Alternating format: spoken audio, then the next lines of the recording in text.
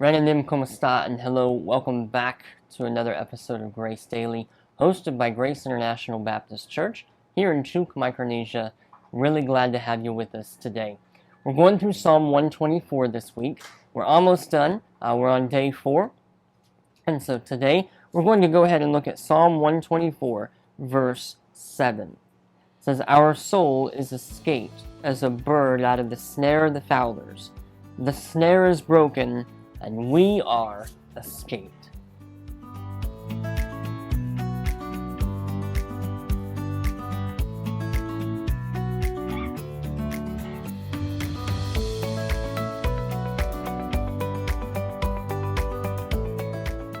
We have a bunch of little boys that live around us, and little boys will be little boys. They're going to go out and do all the boy things, right? Which is great.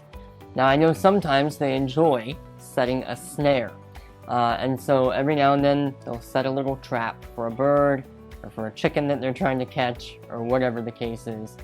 One time, there was a dog walking by, and that dog got caught in the snare, and it had actually snared it. It had its mouth open, so it snared it around the top part of its snout, and it couldn't get away. So I had to go out and cut the snare and let the dog escape. And that's what David is talking about this morning.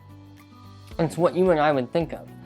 The snare of the fowler, right? It's this tricky thing that a bird can't see, and yet they'll end up landing there, and they're caught. And this was apparently, we see instances of it through the Old Testament. This was apparently a common means of hunting and getting food, partridges up in the mountain. And so we have this idea, this picture of a snare. We don't know, really, like a bird, right? A bird doesn't know that there's a snare somewhere. And yet David is talking about his trouble. He's already talked about how it was like water coming after him. It was water that was going to absolutely overwhelm him, overtake him, and defeat him. And then he says, "Blessed is the Lord," right? He's delivered us. He kept us safe. Blessed is the Lord. And then he changes the analogy.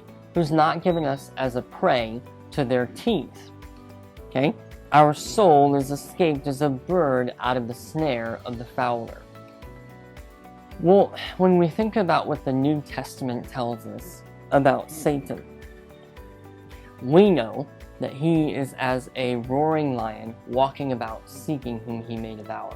We know that he is the tempter, the subtle one, the one that comes after us, and then before we even know it, something is in front of us, a temptation or maybe a difficulty like Job. And so you and I, there are times in life where something will come up.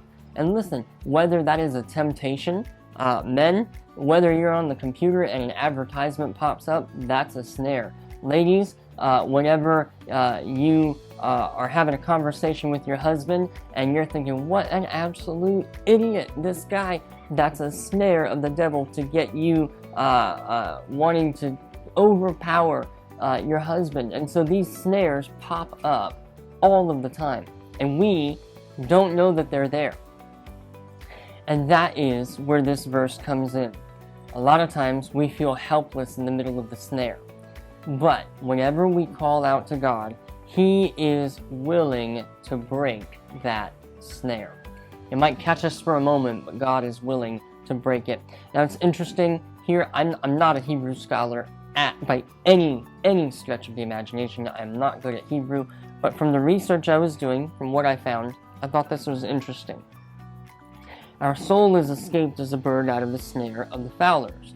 We kind of did the escaping, right? The bird's gonna flap, he's wanting out of there, and he's ready to escape. And so he's the one going away, but he can't get away. And therefore, the snare is broken. And it's this idea of a passive verb happening. Somebody had to do the breaking of the snare. And so I don't know what your snares are today.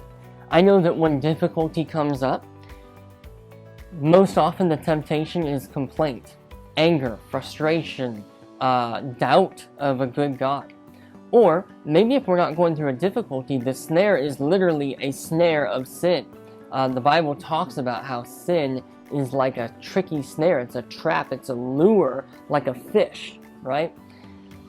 So whether your snare today is a sinful temptation, it's not wrong to be tempted. It's wrong to willingly put your foot into that snare.